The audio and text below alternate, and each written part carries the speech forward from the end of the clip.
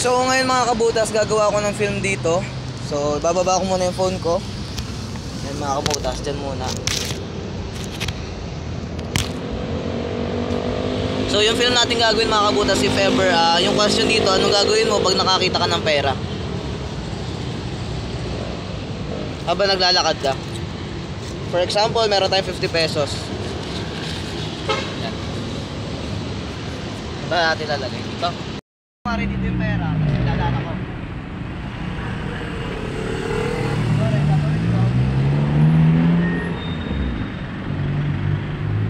Kita yung pera? Oo. Lalampas ako, hindi, huwag mo na ikatan. Diretso lang. Lalampas ako.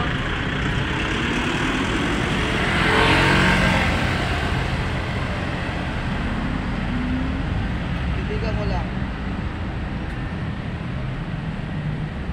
Okay na? Isa pa. Dadaan ako. Hihintayin ko lang.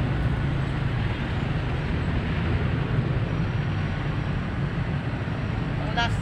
Nasa na.